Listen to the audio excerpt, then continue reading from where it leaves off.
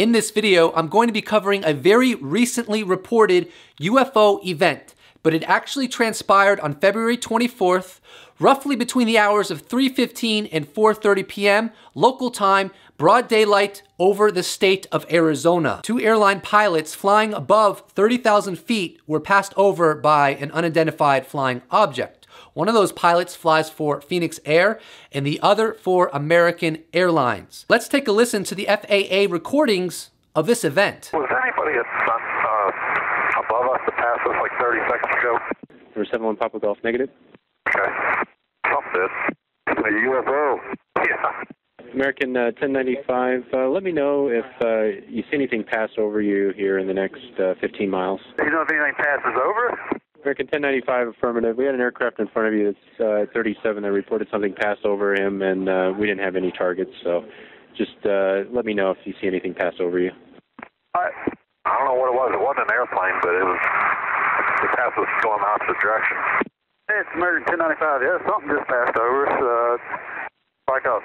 Don't know what it was, but it's at least 3,000 feet above us. Yeah, it passed right over the top of us. Apparently, this whole event took place in about a 6-minute time frame. First, the UFO passed over the Phoenix airplane, and then the controller contacted the American airline plane and said, let me know in about 15 minutes if you see a UFO, because the American airline plane was in the flight path of that object, whatever that object was. One pilot was asked if it was a Google balloon, in which he replied in a troubled tone, doubtful. Interestingly enough, this incident occurs after a very strange and remarkably well-documented series of encounters with a mystery object back in last October over the state of California and Oregon.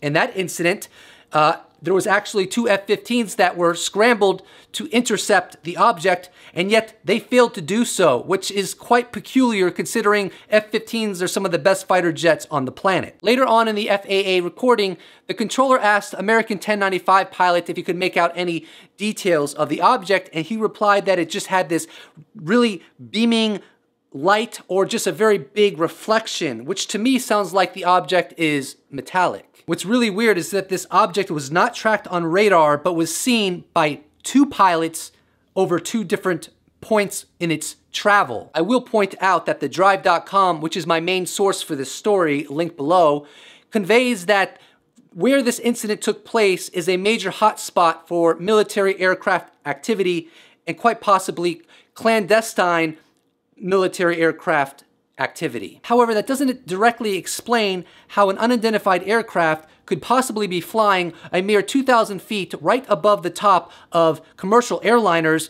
totally unannounced to the air traffic control. Not to mention, it shouldn't come as a surprise that an unidentified flying object is flying within the area where there is a lot of military activity, because if you look at the UFO literature going back all the way to the 40s, the UFOs seem to have a penchant for flying around military hardware. The drive.com conveys that there seems to be some kind of combined closure rate, which I believe means that the object was not stationary and hovering, but had some momentum to it to get to cross over the planes faster than if it was just stationary. Here is an insightful tweet by Nick Pope regarding this event. Who should investigate UFO sightings seen by pilots? The FAA, the USAF, the Pentagon, ATIP program, or maybe OSTP? I had similar jurisdictional difficulties in the UK. Some cases came to me at the MOD, but the CAA took others. One agency should own this. I agree with you, Mr. Pope, that one agency should own this. The problem is there are multiple pockets within the US government and other governments around the world that are cataloging and studying these UFO encounters 24 hours a day. Billions of dollars is going into it as well. But the problem, Mr. Pope, is that we live in a world in which this is all left in secrecy. So what we really ought to do is bring all of this into the light and then designate one organization, for example, in the United States, that studies this in its entirety. The fact of the matter is, if I had inside knowledge a couple years ago and told a skeptic that there's an organization in the Pentagon called ATIP, Advanced Aerospace Threat Identification Program, that is actively studying UFOs, that skeptic would have said, I'm cray-cray. Well, I got news. I don't have a drop of inside information, but I'm going to make a claim regardless. The Nimitz incident that happened in 2004 is a drop in the bucket.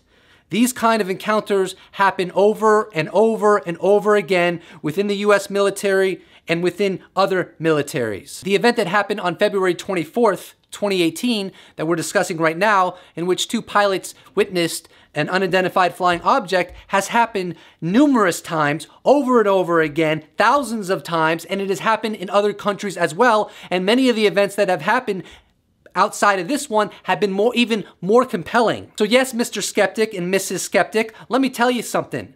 There are pockets within the US government that are unquestionably studying this phenomenon. The fact that there are unidentified flying objects that do the tango with fighter pilots and can fly circles around fighter pilots and are 100% under intelligent control. You can't evade an aircraft unless you are under intelligent control. The fact that this is a reality means that there's no question that we are studying this phenomenon within various pockets within the US government. And if you think I'm cray-cray because I'm making this assessment, I got a couple words for you. Nothing makes UFO Jesus stronger than when you call him cray-cray. The last thing I want to do is read a quote by ABC News that's covering the event that we're discussing now, link below. The news comes amid a series of reports of military pilots coming into contact with what they believe to be UFOs, and the disclosure of a secret but now defunct Pentagon program to track such incidents. Well, ABC got it wrong that ATIP is now defunct. In truth, it's still in operation. But what I really like about this mention by ABC is that to me it points to something much larger and more important. And that is that since October 11th, and since the 3 videos that have been released regarding UFOs coming into military airspace, this has led to news agencies taking the UFO phenomenon more seriously. Now, I'm not saying they fully accepted it yet. I'm not saying they're all on the same level as Tucker Carlson, but I do believe the atmosphere is shifting.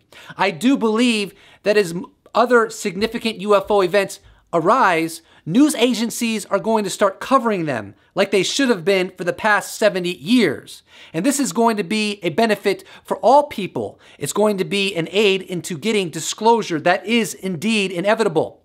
The only people that are going to be disturbed by this are the skeptics. If you enjoyed this video, I do hope that you will subscribe. And if you'd like to support my channel, you can become a patron, or you can buy a t-shirt, and the links are below, or you can just slap a like on this bad boy. Thank you so much, and I will see you in the next episode.